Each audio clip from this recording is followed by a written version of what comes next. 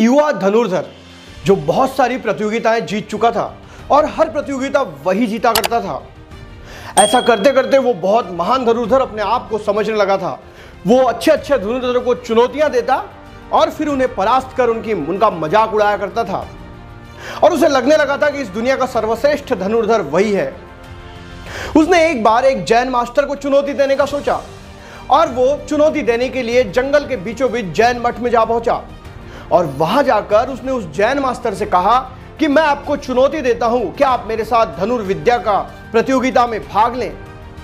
और उसकी चुनौती को जैन मठ के मास्टर ने स्वीकार कर लिया और उस युवा धनुर्धर ने अपना धनुष्य निकाला और बाण से अपने लक्ष्य के ऊपर निशाना साधा और सटीक उसका निशाना उसके लक्ष्य पर लगा। दूसरे प्रयास में उसने दूसरे बाण से जिस लक्ष्य पे उसने निशाना लगाया था उस बाण को ही भेद दिया और उसके बाद गर्व से उस जैन मास्टर से कहा कि आप इससे कुछ बेहतरीन कर सकते हैं तो करके दिखाइए, नहीं तो आप हार मान लीजिए। तब उस जैन मठ के मास्टर ने उसे कहा तुम मेरे साथ चलो और उसको लेकर वो जंगल की ओर बढ़ चले।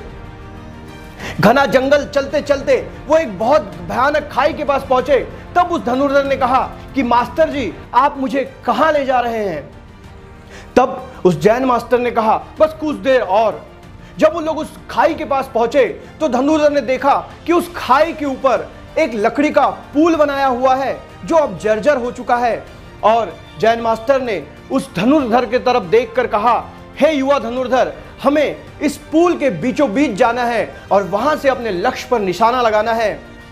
और ये देख धनुर्धर थोड़ा सा घबरा गया क्योंकि उसे लग रहा था कि ये पुल तो बहुत कमजोर है। लेकिन जैन मास्टर धीरे धीरे उस पुल के बीचों बीच पहुंच गए। उन्होंने अपना धनुष्य निकाला, बाण को धनुष्य पर चढ़ाया और अपने लक्ष्य पर निशाना साधा और सटीक निशाना लगाया जो लक्ष्य बहुत दूर था। और उसके बाद उन्होंने उस धनुर्धर को बोला कि तुम भी यहां आओ और अपना निशाना लगाओ।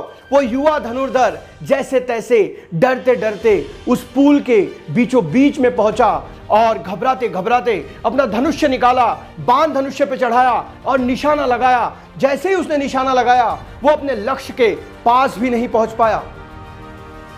तब जैन मास्टर जी ने उससे कहा कि तुम बेशक अपने धनुर्विद्या में परिपूर्ण हो, लेकिन तुम सिर्फ परिस्थिति के अनुकूल ही धनुर्विद्या सीखे हो। तुम प्रतिकूल परिस्थिति में अपनी धनुर्विद्या का इस्तेमाल नहीं कर सकते। और इस प्रकार वो धनुर्धर ने वो जैन मास्टर से हार मान ली और वो हार गया।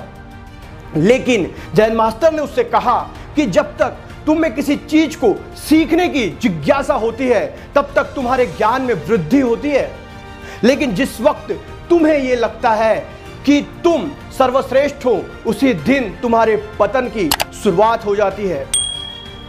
और गलती का एहसास भी उस धनुर्धर को हुआ कि उसने धनुर्विद्या जरूर सीखी है लेकिन वो हमेशा अनुकूल परिस्थिति में धनुर्विद्या करते आया है। उसने कभी धनुर्धर होने का प्रमाण प्रतिकूल परिस्थिति में सिद्ध नहीं किया है। और उसके बाद उसने प्रण लिया कि वो जिंदगी में हमेशा सीखते रहेगा और दूसरों का कभी मजाक नहीं उड़ाएगा।